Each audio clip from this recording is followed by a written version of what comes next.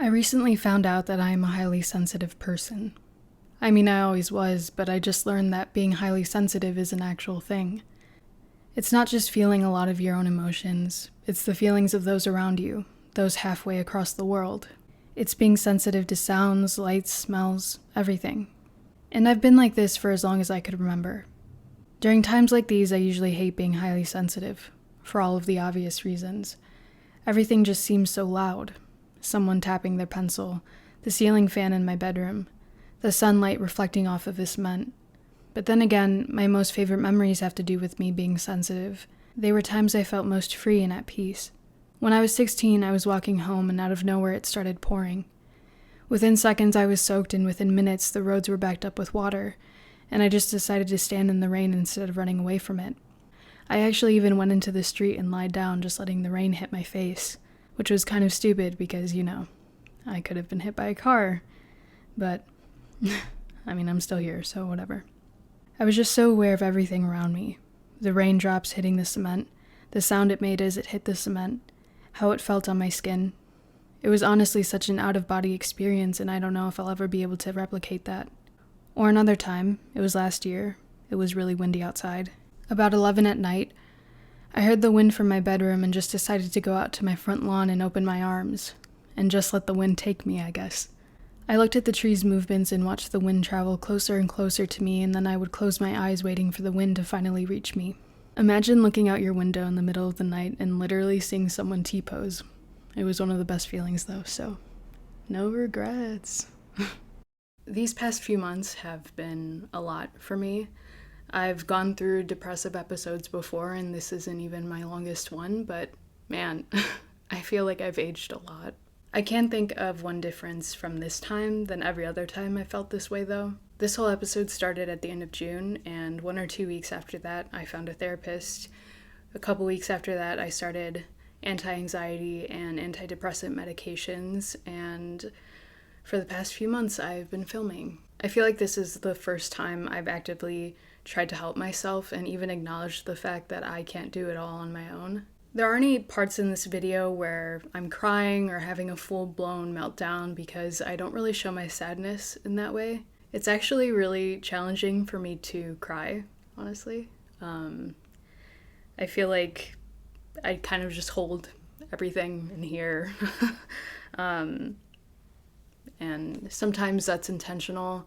Other times, most of the time, it's not. I don't know. I feel like I feel everything. I feel a lot. It's just difficult for me to outwardly express that sometimes. My last good cry was a couple of months ago, and the reasoning behind it is actually what caused the episode and the idea for this video. Usually when I feel this way, I don't want to film. I don't even want to get out of bed, but for whatever reason, I felt differently this time.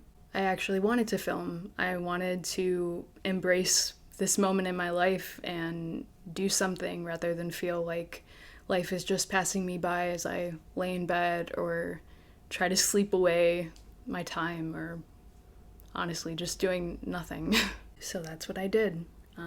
These clips are all taken throughout the past couple of months, and sometimes I went weeks without filming because, But I'm here now, so I guess that means something. This isn't a video on what to do to get myself out of feeling this way because I don't really have the answer for that. It's about what I do to get through it, what I do to keep going, basically. I think I'm just learning that not everything is in my control. Like, you can do everything right and still feel sad. You can have a lot to be grateful for and still feel really sad, and all of that is okay.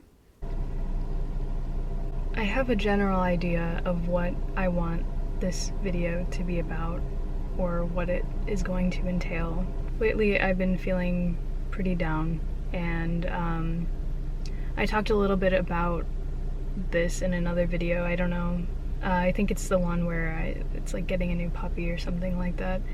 And I mentioned briefly and vaguely that I've been going through some physical health problems. And I feel like, those two things go hand in hand. They're connected, your physical well-being and your mental well-being. And this past week or two really just kind of the end of June, beginning of July, I haven't been doing that great in either department. I am going to a lot of doctors to figure out what's wrong with me. I waited 3 months to go see a gastroenterologist because they were really booked, and I finally had my appointment. I have to get an endoscopy and a motility test. I don't know, I just have a bunch of these symptoms, and they're like, you know, there's some things in your symptoms that could be cause for concern, so we're just gonna make sure that you're functioning properly. And I was like, oh, that's great, that's really good. And I'm also in the process of just figuring out what's going on with symptoms relating to my menstrual cycle. I'm not diagnosed with endometriosis, but you know, all the videos I've seen, it's like, oh my god, I feel like it's those things where it's like, this is like exactly like me. Like, I feel like I'm finally not going crazy because there are people that I see that are going through the same issues I am. Like I have a family history of issues regarding, you know, the uterus and you know, just reproductive organs. That one is not as cut dry as GERD is. Like, the only way to get a for sure like hard diagnosis of endo is like they have to cut you open and see for themselves. I don't know, that one's a bit longer of a process, and I've been trying out some medications for both, and it's just kind of like, it's kind of where I've been at since April, where I've had major flare-ups regarding both of these, and it was almost like I had this one major flare-up and then it kind of like broke the dam, and now I'm just kind of trying to heal myself from the inside out, if that makes sense. So I guess I'm just kind of confused with my body.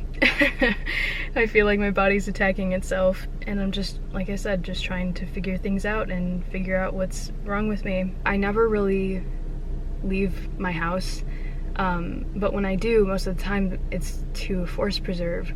And so, I don't know, I feel like there have been lots of studies regarding like nature and your mental health, and I really believe in all of those studies because it definitely helps me. I just feel a lot happier when I'm surrounded by nature, and I usually like to go during the weekday, midday if I can, because, you know, it's just not as many people around, and you know, you just see some nice old people on a nature walk, and everybody just minds their own business.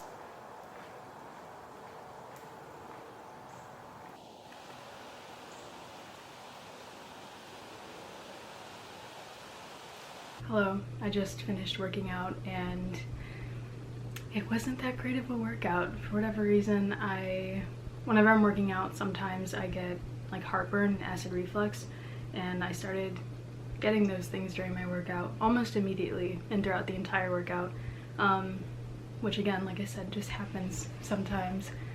So it made it a little bit more difficult to breathe, but I'm here at least. I finished the workout, I feel better. When I went to my gastro doctor, she's like, you know, your issues that you've been having with your GERD-like symptoms, they could be attributed to your mental health. And I didn't talk to her about like my mental health or anything. She just kind of brought it up as a point, and didn't elaborate. At first I was like, wait, are you telling me my anxiety and depression caused me to get all of these symptoms? Like, how is that possible? And then about a week or two later, I met with my therapist. She kind of brought up the same point but elaborated a bit more, and so that got me thinking about how, like, the week leading up to my gastro appointment, I had a really big flare-up that lasted the entire week, where just everything that I ate was giving me problems. Even very GERD-friendly foods that like never gave me an issue before. Being uncomfortable and dealing with symptoms for a week straight, and like having to eat because you need to survive, but also having that be an issue and like being painful and very uncomfortable, that obviously affected my mental health. And my mental health at that point, I was kind of going through a low, so it was like all these things, and I was like, oh my god, I'm so overwhelmed, nothing, like it's one of those things where you're like, nothing in my life is going right, you know? But then I started thinking about that. I'm like, okay, a week before my flare-up, I was really going through it mentally. Then a week later, I'm having all these issues with my symptoms. I just never thought about the correlation. And so I started looking up, researching online, like, can your mental health affect GERD symptoms or your like GI tract or anything? And I came across this study that focuses on identifying the prevalence of depression and anxiety in GERD patients. If this interests you at all, I'll have this study that I read linked down below. I do kind of find it amazing that everything is so intertwined with us, you know what I mean? Like our bodies are just so complex, and it's crazy that our brain, like literally like this ball of mush in our head, is capable of like allowing me to speak, allowing me to film this right now. And then also there may, like, studies suggest that there is a correlation that like my brain and mental health can affect my physical well-being and vice versa.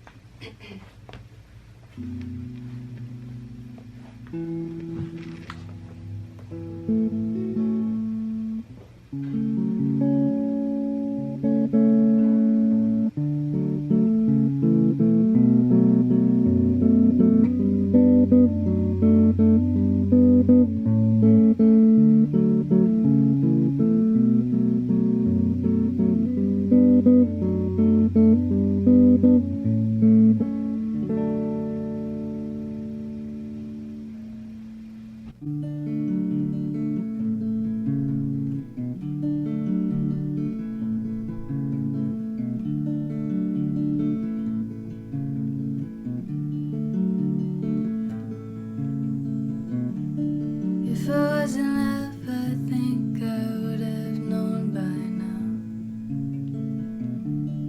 If I was in love, then how can I feel so cold? Trying to understand how I have been here before, and still I keep taking everyone along these pure, well-worn roads. And what can I do to make it up to you? What can I say to make you happy again? I've been running like a total child from everything, just hoping for a difference in my home on return. I don't think it matters now how much I write or sing. I never truly ever seem to learn a thing. So what can I do to make it up to you? What can I say to make you happy again? What can I do to make it up to you? What can I say to make it okay? So I knew I wanted to do some sort of like guitar playing, singing sequence in this video. The difficult part was figuring out what song I wanted to sing, and I went with To Make It Up to You by Eliza Shadad, I don't know.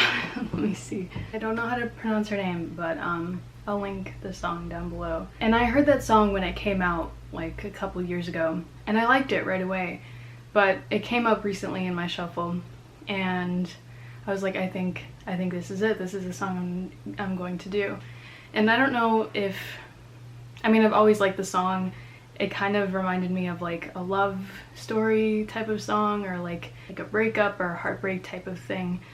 And I don't know if it's based on how I'm feeling in this moment, where it just kind of hit different, I guess. Where I almost took it as, like, I took it a little more personal, where almost as if, like, if I was in her position singing this song to myself, it was almost like me talking to myself, like, what can I do to make you happy again? Like, as if I were talking to myself in the mirror or something like that, you know what I mean? Where sometimes, like, when you're really, really sad or your emotions are on overdrive, there's a point, I guess I could speak personally, where I like completely shut down and I feel numb, where like I don't feel much of anything, you know? Like it's so, to go from one extreme to the other of like, if I was in love, then how can I feel so cold? If I was really happy, then how can I feel so cold? Like you can argue it, or you can make the point for any type of emotion you feel. Like I've always liked the song,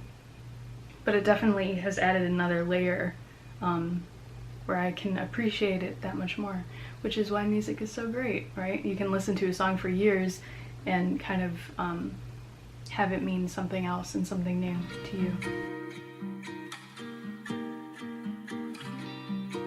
So I just finished watching 50/50. It's one of my favorite movies ever. I don't know, there's just something about it. I find it really comforting. It's a little sad. You'd think that like when you're feeling down, you'd want to watch like a comedy or like a feel-good movie. I just wanted to watch something that I enjoy, but that isn't just like in your face happy-go-lucky, because that doesn't really match the way that I feel right now. I would recommend 50/50 to anybody watching this because it's a really good movie with a good soundtrack and really good actors as well. Also, I just wanted to mention that I recently finished the Resident Evil show on Netflix, and it was... So with that being said, I do recommend it. I don't know, there's just something about like Leon and Claire where I'm like, take my money, you know what I mean? Or like, you have my energy, I will see what this is about. I feel like whenever that company needs to like put out something, they could just recycle Claire and Leon over and over again and people will still be interested. With that being said, whenever I get in moods like this, I tend to get overwhelmed very easily just by myself, but also anything around me, so I tend to go offline or just like disconnect from like the outside world a little bit. Like I don't have any social medias. I don't have like an Instagram or Twitter or anything like that, which I actually really enjoy. I always feel like, oh, am I missing out on anything? And then I'll go to Twitter just to see like what's trending or whatever, and I'm like, no, I'm not missing out on anything. This is a shit show. It'd be way worse for my mental health if I had all of these things. But I do have a YouTube, obviously, and I sometimes watch streams on Twitch and stuff, but even that, like, I tend to stay off of YouTube and Twitch, just like anything, because like I said, I tend to get overwhelmed. And there's something about like seeing people really happy, like I'm happy for them, but I'm like, I feel so lonely and miserable right now that I just kind of I don't want to think about like other people's life compared to mine. So I tend to just watch shows or movies that are like comfort shows and movies to me. I've also been reading Tuesdays with Morrie, An Old Man, a Young Man, and Life's Greatest Lesson by Mitch Albom. It just looks like this. My sister recommended it and I really enjoy it so far. I don't know, it's based on a true story. I really recommend it so far. There's like a lot of profound things and I really enjoy Morrie as a person. I feel like he makes you think, and it's a little sad, like it deals with heavier topics, but again, I feel like sometimes when you're feeling down, it doesn't always make perfect sense, but sometimes you don't want a light read or a light movie to watch. It's like you want something that will sort of match the way you feel, because it's in sadness that you feel connected to things, I guess, more so than if you're sad trying to connect to something happy, because you can't necessarily relate to it in that moment, you know what I mean?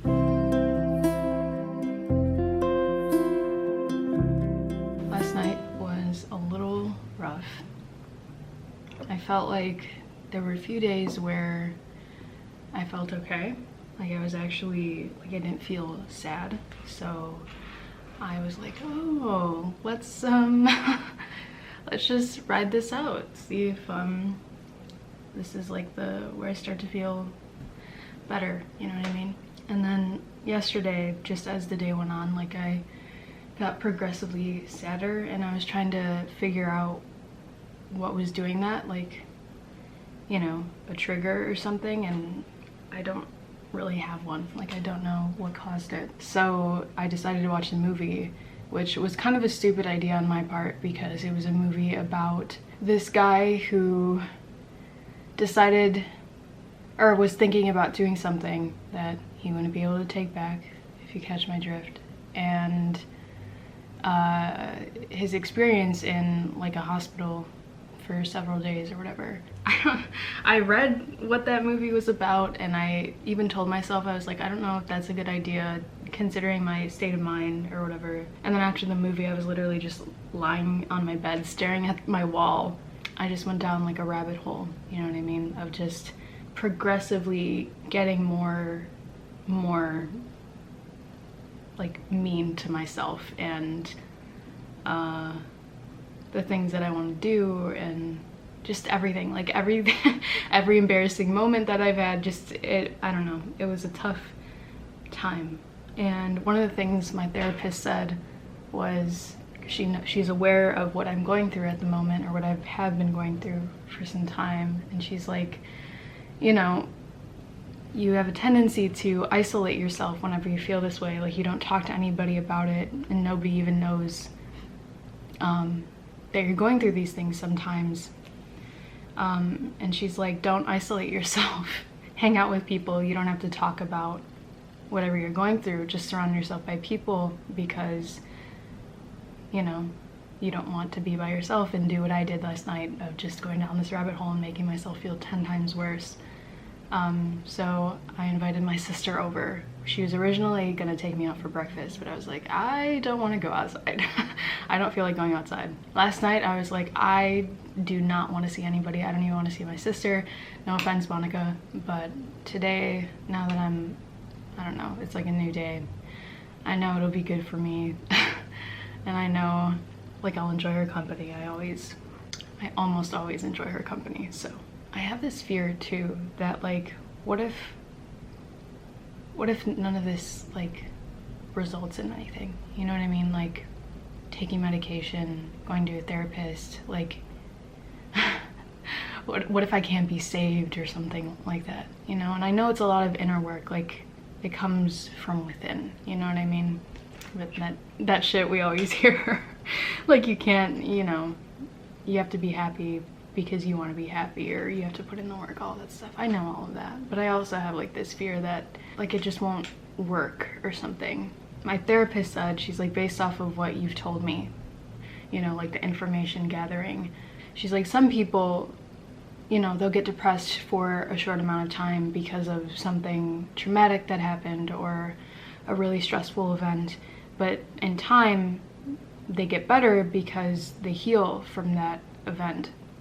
And she's like, with you and with some people, it just remains at this constant, and it's like a constant sad, okay feeling, but not happy, and then sprinkled in there are like depressive episodes where you get significantly worse and you feel sadder.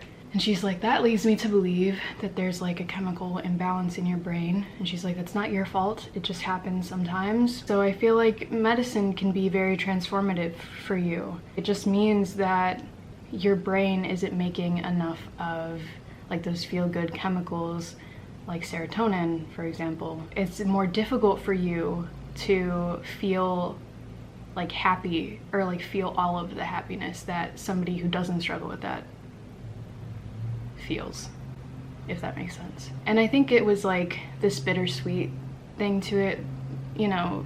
I guess the sweet comes in where, like, at least I know that's not entirely in my hands. You know, like, it's genetically, biologically, like, I was more prone to this happening. But I think that bitterness comes in because it's not in my control. It's like there's some relief because it's not entirely in my control, and then also, why the fuck am I not in control? Why can't I control this thing? I'm gonna hang out with my sister. I'm gonna have a good time. What the fuck? I feel like we need to play the trailer. Could you fall in love with someone based on personality alone? Ash first, personality second.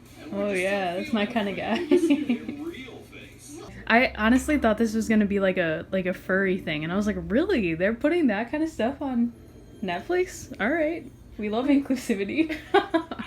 I wonder if this makes anybody like sexually confused, because what if like somebody's just watching this and then they're like, wait, why am I attracted to her now? You know what I mean? Like that just creates such like, a weird conflict. Watching this now, I just feel like I'm unattracted to all of them.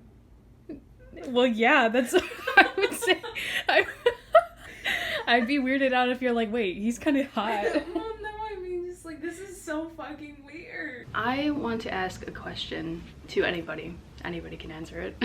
Basically, my question is, can you relate to this? Like, does this ever happen to you, or do you know somebody this happens to? So I carry my stress and anxiety like in my shoulders and my neck and my jaw. Mentally, I'm a pretty tense person, and physically I am too. So I don't know, I find my shoulders like kind of rising up the more anxious I get, and then I bite down on my cheeks a lot, and I bite down on my lips a lot, and then also I just clench my jaw.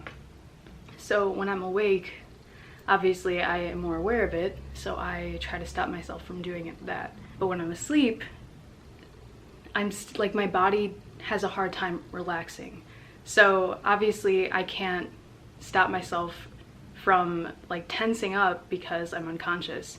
So what ends up happening is I'll wake up and I'm basically in like a fetal position, and my shoulders are up to my ears and my hands are are up to my face, and I'm clenching my fists really hard, and I'm also biting down really hard on nothing. And it hurts because I'm like in that position for any given amount of time, and I have to like slowly release myself from this tension I've been holding while I was asleep. And so a lot of the times I'll wake up in pain, you know, with my jaw or my shoulders or my neck or all of the above. And I guess, does that ever happen to you guys? I don't know.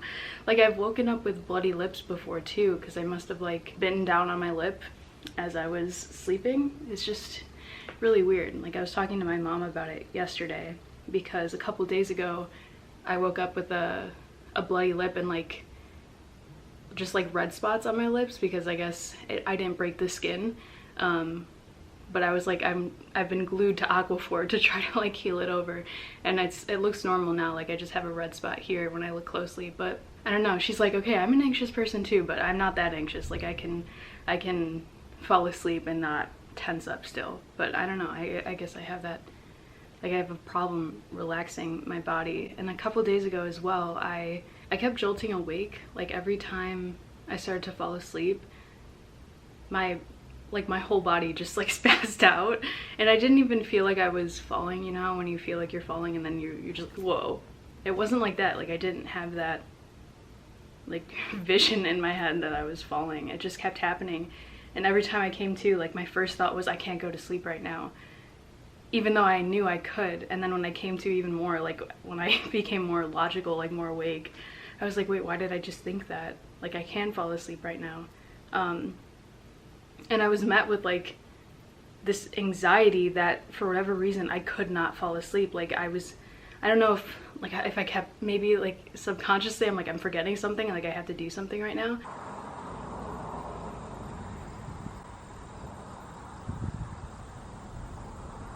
Yesterday, I have a lisp because I got Invisalign. I'm gonna put this on because I'm feeling self-conscious about it. Yesterday was pretty eventful. I had my first like real test to figure out what's going on with me, and it was called a motility test. I forgot what it's actually called. I have it right here. It's called an esophageal manometry test, and it's used to measure the function of the lower esophageal sphincter, the valve that prevents reflux or backward flow of gastric acid into the esophagus, and the muscles of the esophagus. I'm laughing because of how I'm speaking right now, but This test will tell your doctor if your esophagus is able to move food to your stomach normally. I looked online beforehand because I was really nervous about it, and a lot of it was like, it's not painful, it's just really uncomfortable. And then I looked on YouTube. If you're curious, you can look it up to see what I got done. But basically, it's like this long tube. It's like this long, and it's kind of maybe a little thicker than my aux cord, or like a little thicker than like a mouse cord or something like that. And it goes up your nose, down your swallowing tube to the top of your stomach. And you have to be awake while that's happening because you have to swallow like water or like this liquid. It kind of tasted like salt water a little bit. First of all, mine was a little painful because the tape wouldn't stick to my nose. Like once they got the tube in place, it wouldn't stick to my nose for whatever reason. And so it kept moving. Like I could feel the tube moving inside of me and I could feel it in the back of my throat. And my uvula would, like, every time I swallowed, not every time, but there was a point where it was like in such a weird place that it was painful. And every time I swallowed, it would hit my uvula and then I would start gagging. And so they gave me like the barf bucket, you know, that little bin they give you, that tub. And so I was just like gagging and spitting up, which actually is normal. Like the nurse said, I'm usually able, or the specialist said, I'm usually able to tell if a person is able to go through this test if they're even able to get like the long Q-tip, you know, like when you have, or like the COVID test, you know, it's like a long Q-tip. They put that in your nose with numbing, like a numbing gel. And she's like, if a patient can't even go through with that, then I know they won't survive this test. And I was like, oh shit, okay. Yeah, but it was very, very uncomfortable. Like I could feel, when they were going up my nose, I could feel it inside me. I could feel it like going through like everything. It was such a weird, it was so weird. And then last night my throat hurt so bad because I think it was just inflamed, you know, there was like a foreign object there, and then the way that it kept getting dislodged, and then the nurse had to just like hold it instead of putting tape down. And then they're like, okay, you can't swallow for 30 seconds. If you do, we'll have to start over. And I was like, fuck. It was the longest 30 seconds of my life. And I kept doing it involuntary. So I had to do it like 5 or 6 times and then I got it. But oh my god, definitely would not want to do it again. I had an upset stomach. But I'm glad it's over. If you like look up the videos on YouTube of what it looks like, they're like, it's just a thin tube, like you might feel some discomfort. That is such BS. And if you notice, I think it's hot in here, this is like fogging up. In a lot of the videos, they skip the part where it's like going through the back of your throat, because that's the part where people are like gagging and throwing up and eyes are watering. I like was reading the comments, which was a terrible idea. People were like, I wouldn't wish this on my worst enemy. This video is bullshit. It's not giving you the real deal. I couldn't go through with it. My nose started bleeding and it bled for the rest of the day. And then I had to like sign a risk versus reward sheet, basically of me understanding the procedure and what it could entail. And it was like, in rare instances, the tube might go down your trachea, causing you to choke and not be able to breathe. And I was like, oh good, good. Anyways, like I said, I'm glad it's over.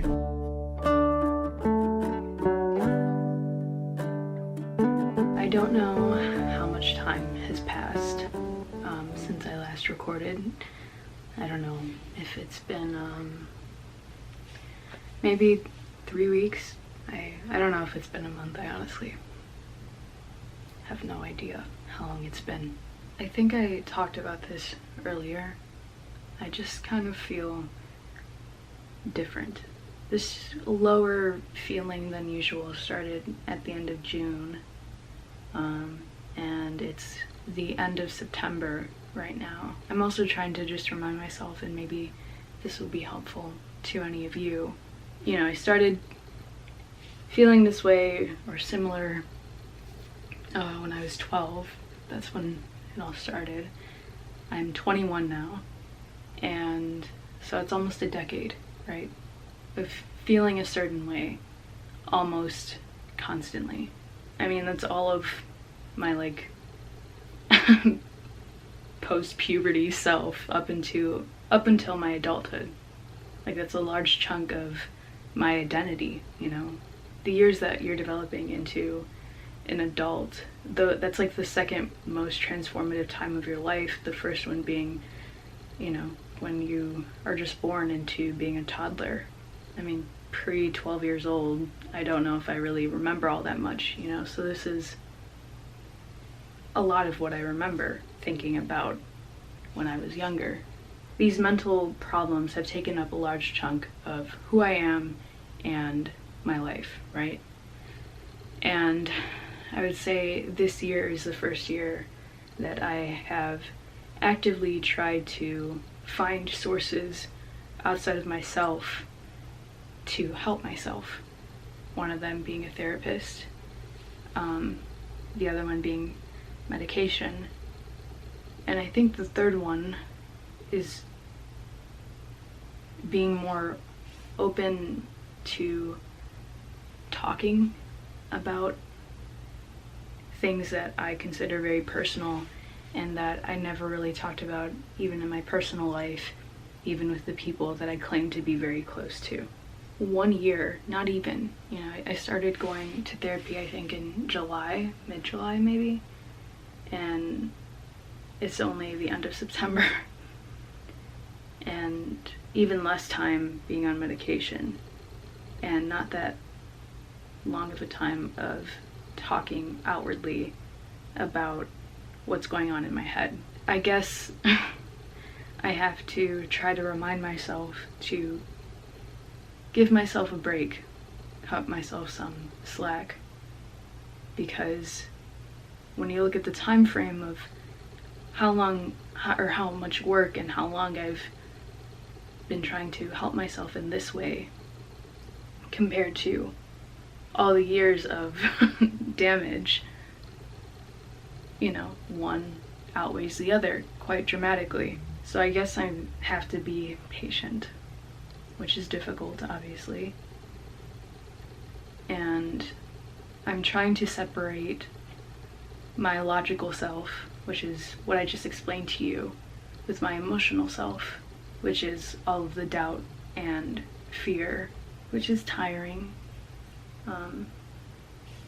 I feel like I'm in like this constant battle with myself, and I think I feel guilty too for a lot of reasons, but there's part of me that's just so sick of myself of just like, dude, you're 21, like there's so much you can be grateful for, just shut up and deal with it.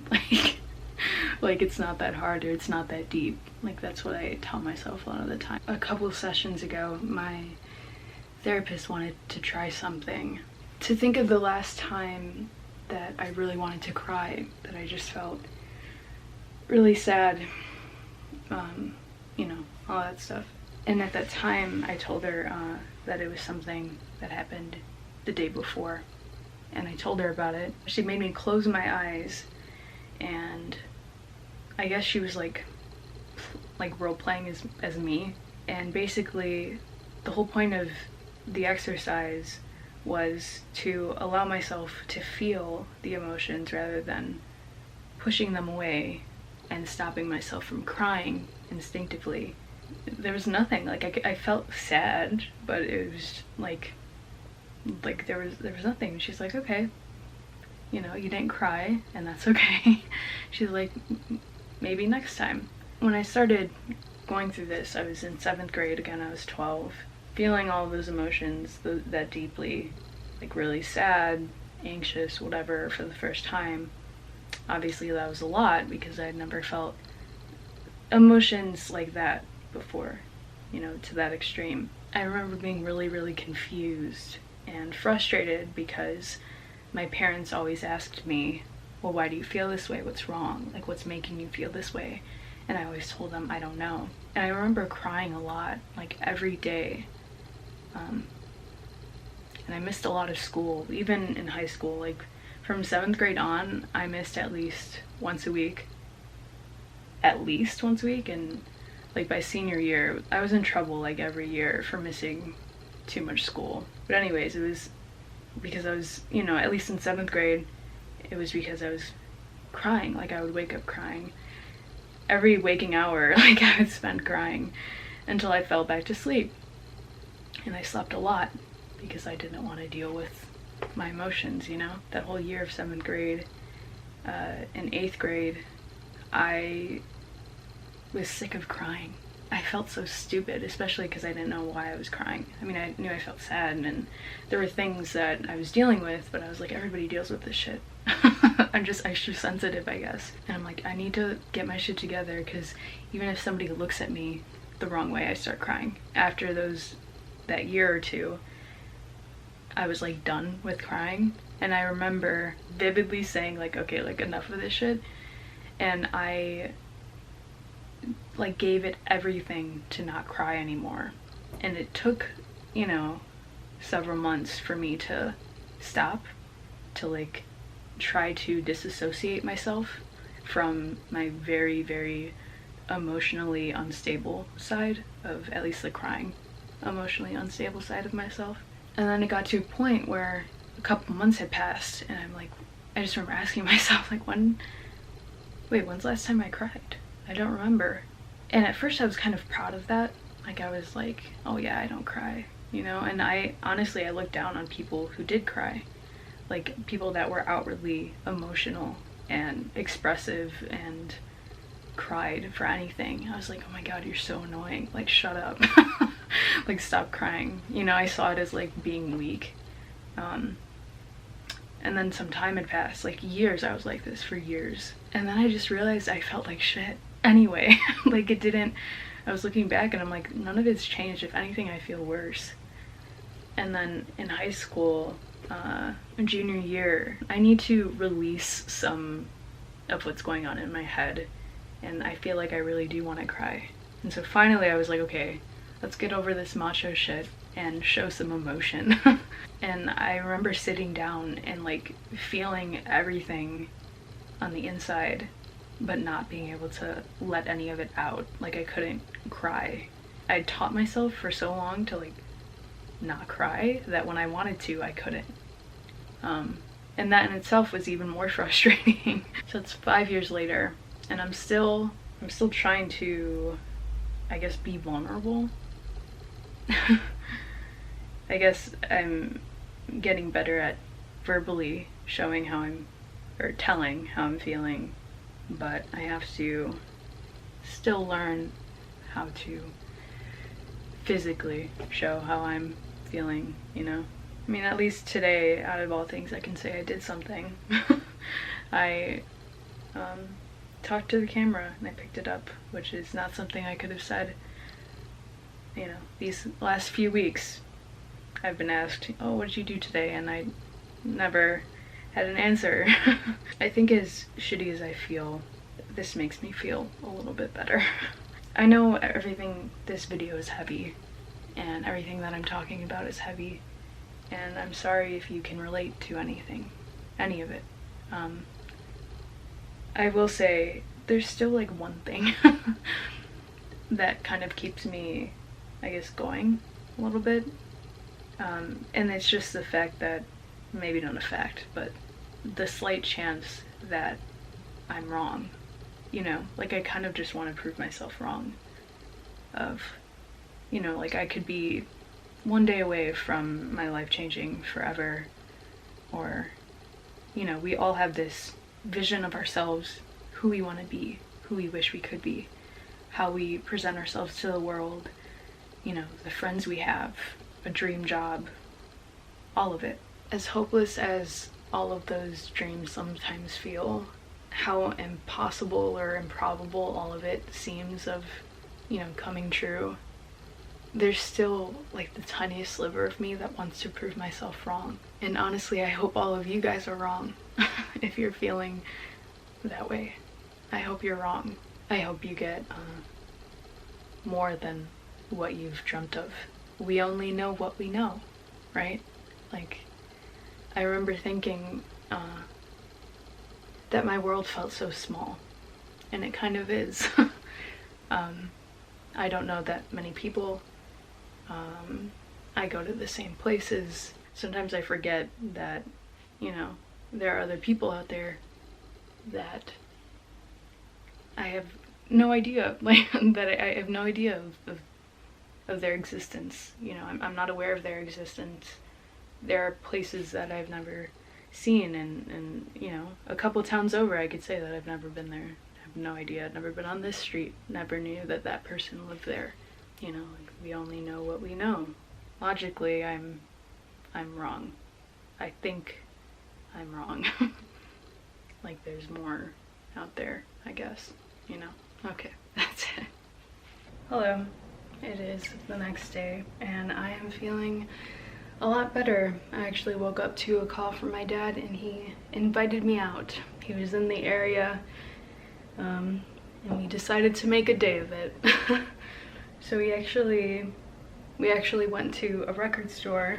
It was the first time both of us went, and you know, what's better to get in a good mood than going to a record store and listening to some good music. I got this Come Fly With Me record by Frank Sinatra. It was $4, so. The thing that made me want to get it was with Billy May and his orchestra. I like anything with like an orchestra. I don't know. I used to play the violin for like, I don't know, 2 or 3 years, and then I quit because, I don't know why I quit actually. I think it was like my instructor told me something that I didn't like. Like they were, like I think they were just having a bad day, but I was just like turned off by that, and I'm like, fuck that. I quit. Which I kind of regret now because I was actually pretty good. Like if I would have stuck with it, I think I could have gotten better, obviously. And then I saw this, it's like the Crow soundtrack. And I was like, you know, my dad would really enjoy this, and I showed it to him and his eyes lit up, and he's like, okay, pull that, we're gonna get that. He showed me The Crow like a couple years ago. He said it was one of his favorite movies growing up. Not growing up, I think he was an adult when it came out already, but like he was a young adult when it came out. And then we saw this one on our way out. It was Alice in Chains' We Die Young, their EP. I think this is like their debut EP, and there's only 3 songs on it. It's We Die Young, It Ain't Like That, and Killing Yourself, which is actually a pretty sad, unfortunate last song to this EP, considering, you know, how he passed away and everything. Yeah, I mean, it's a pretty cool cover too. I don't know, it's nice. I like it. I like how that guy's just like hugging his foot, really going in on there. I bet he was enjoying himself very much in this shoot, but yeah, I mean, not many people get to say that they hugged Lane Staley's foot. So I'm glad that my dad called to get me out of the house, because yesterday wasn't that great, and even worse when I turned off the camera. So yeah, so thank you, Dad, for doing that. That's it. Just wanted to show off some of these records. I think they're pretty cool. I realize now this video could technically go on forever, but I don't want it to be that long of a video, so I'm gonna hang out with my sister for a bit and see where that goes. Okay. That was nice. Good job. I'm learning. No, it's this. What song is this one? Hear You Me.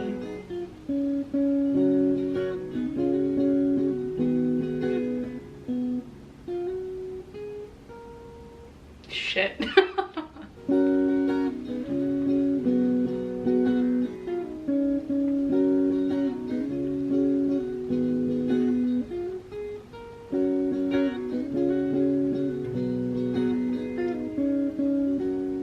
Hey, look at that. I did it. Thank you so much. I'm talented.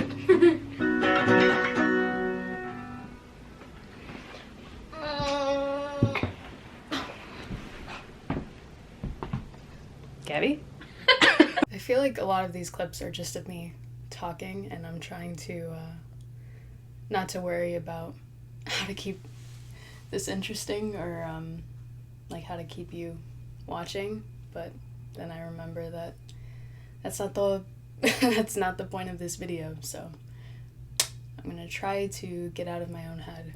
Yesterday I woke up feeling really anxious and I had chest pains, but I couldn't tell if that was just from me feeling anxious or my GERD symptoms. But thinking back to what I talked about earlier in this video, it was probably both. I think I've mainly talked about like my depression, not just in this video, but sprinkled throughout my channel. I've mentioned it a few times, but I haven't really talked about my anxiety, even though they both make up a pretty significant part of my daily life. I have trouble going outside, mainly just around other people. I guess I just have this fear of being seen, which, don't worry, I see the irony and contradiction based on what I'm doing right now. But this is like a controlled setting. Going outside is uncharted territory, if that makes sense. I posted a Florida vlog. That was my last video. But what you didn't see was my sister holding my hand, or like rather me latching onto her during our plane ride, and her constantly telling me that everything was going to be okay and just distracting me from all of the people that were standing or sitting nearby. Thanks for that, by the way, Monica. You're the best.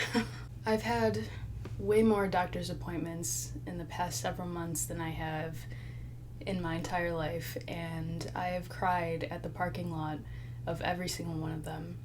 Even going to my therapist yesterday was difficult. I wanted to talk to my therapist, like desperately actually. I don't know, my body just made it difficult, and I guess my mind did too. While I was driving, I thought I was gonna throw up. I started to get dizzy, chest pains. I felt like I couldn't breathe, you know, all of it. I don't really know why I'm telling you guys this. I feel like it's really personal, and I don't know, I feel like it almost feels wrong, but maybe that's just a societal thing of not being open about your mental health or even being on medication. I also wanted to mention really quickly that I realize that this isn't exactly like a positive video, and I think that was part of my hesitancy to like even make it, because, you know, I do realize that a lot of people watch YouTube videos as a way to escape and, you know, not have to think about whatever personal issues they're going through, or, you know, all the crazy shit that's happening in the world right now. So I'm sorry that it isn't you know, like an upbeat type of video, but as I stated before, you know, like I didn't want to just sit here feeling bad for myself, or I don't know, I didn't want to just sit here and do nothing, you know what I mean? Like, I wanted to try to be productive, or do something that might be productive, despite feeling this way, you know, because I've been going through these ups and downs for years. I don't know, it's just really easy to get stuck and lay in bed for like days on end doing nothing, and obviously that just makes you feel a lot worse doing that. It's helpful sometimes, but it also can be detrimental, and like I said, doing this for a long time, or going through this for a long time, I just wanted to try something different. Like, I think it's important to see that, you know, like, whatever you see online, it's usually, you know, it could be the truth for somebody in that moment, but you never know what somebody's going through whenever they're not uploading, or even when they are uploading. Like, it's really easy to just put on a face and act like your entire life is okay, or your whatever's going on in your head is like jolly, you know. I think most people know that. I think it's just nice to be reminded sometimes. I think it's easy to forget that we're all human beings and we all go through shit, you know. I think I'm going to end this video how I started it. There is one exception to me going outside, and that is to be in nature. So let's go do that. So it's been 4.5 months since I started filming this entire thing, which is honestly kind of crazy to think about and say out loud. I definitely am in a much better place than when we started.